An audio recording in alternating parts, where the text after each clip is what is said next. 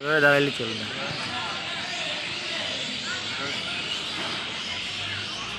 এই যে ভাই যে পিঠা উৎসব, যে অর্থনীতি বিভাগের পিঠা উৎসব, তো এই পিঠা উৎসব নিয়ে আপনার কি এক্সাইটেড? আপনি কি এক্সাইটেড এই ব্যাপারটাকে নিয়ে? আমি তো মাত্র আসলাম, আমি এখনো জানি না। ভালো হয়েছে, খুব খুব ভালো। এটা নিয়ে যে মাত্র আসছেন, এখন যে এটা দেখতেছেন রং বেরঙের ফুল টুল লাগাইছে, তো এইগুলো নিয়ে আপনি কি চিন্তা করতেছেন আসলে, যে এদের এক্সপেকটেশন কি এরা পূরণ করতে পারবে, কি মনে হয়? হ্যাঁ, এখন তো শীতের সময় তো পিঠার সিজন, এখন সব জায়গায় পিঠা উৎসব চলতেছে।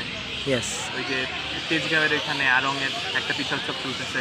ওকে। তারপর আমি কালকে আরেকটা পিঠা উৎসবে গেছিলাম, এটা হচ্ছে ওই ইকবাল রোডে, স্যার সৈয়দ রোডে প্রবর্তনা নামে একটা জায়গা আছে, এরকম অর্গানিক শস্য পাওয়া যায়।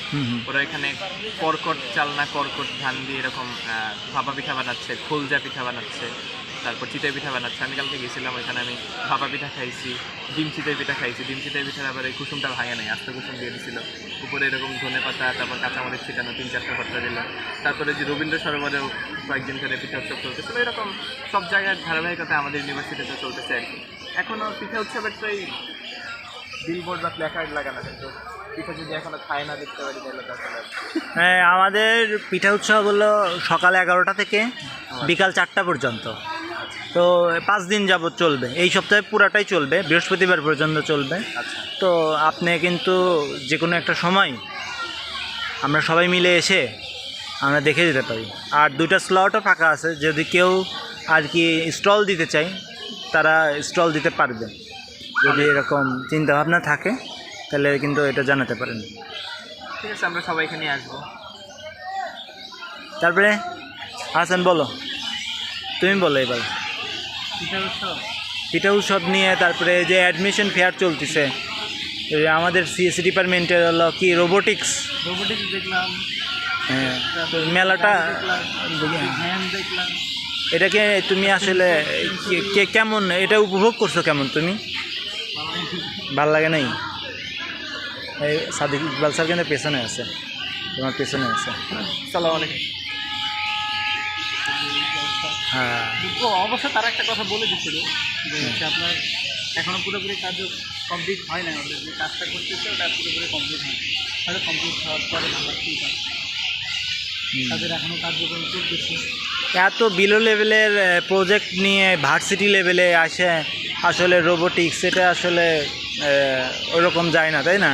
কারণ সামনে দাঁড়ালে এবারে ডোর ওপেন হয়ে যাবে। এটা করবে কারা? এটা করবে হলো এই আব্দুল্লা ভাই, আপনাদের যে রোবোটিক্স আছে আপনাদের যে স্কুলের, ওখানে কি ধরনের করছিলেন এবার? একদম প্রজেক্ট বানানো হয়, মানে এরকম রোবট বানানো হয়, রোবটের সাথে কথা বলা যায়, তারপর রোবট বিভিন্ন ফাংশন করতে পারে। আর্ডিনো সেটআপ করা থাকে।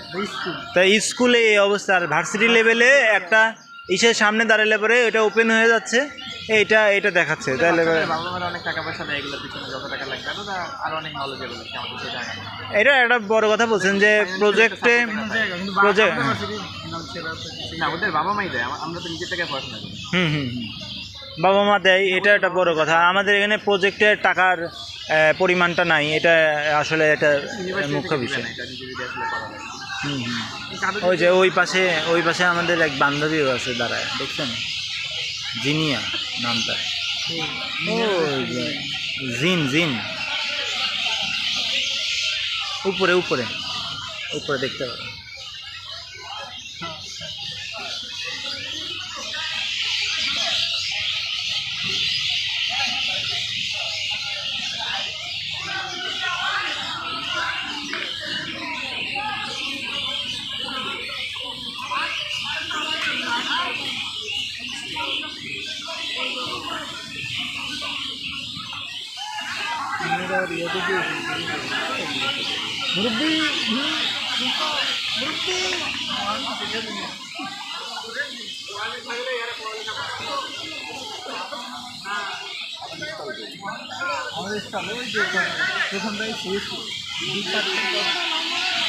এই যে এই পাশ থেকে প্রথম স্টলটা এটা করতে কিন্তু কয়েকদিন আগে অনেক ভালো মতো অ্যাডমিশন ফেয়ার। হ্যাঁ, পুরো ইউনিভার্সিটি ওপেন ছিল, আমাদের আসতে ঘুরতে দেখছে। কবে এই 1 মাস আগে মনে হয় মাস আগে সে জানে কিন্তু জানা না ফেসবুকে ভিডিও এসছে হরম স্পন্সর করা অনেক সময় বলছি যে আসবেন চলো স্যার এখন আছে এই দু একজন ভালো ফ্যাকাল্টি এখন আছে উচ্চ শিক্ষিত উচ্চশিক্ষিত। তাহলে পরিশেষে আপনি কি বলতে চান? এখন পিঠা উৎসবে মানে আসা তো মানে আমার এখন অসম্পূর্ণ থেকে গেল, মানে যতক্ষণ না আমি পিঠাগুলো খাবো ততক্ষণ তো আসলে বুঝতে পারবো না। পিঠা উৎসবে তো মানে আসলেই হবে না, খেয়ে দেখতে হবে। তো আরেকদিন আসবো যেদিন চলমান থাকবে পিঠা উৎসব, খাবো। Okay. তারপর থ্যাংক ইউ আপনাকে।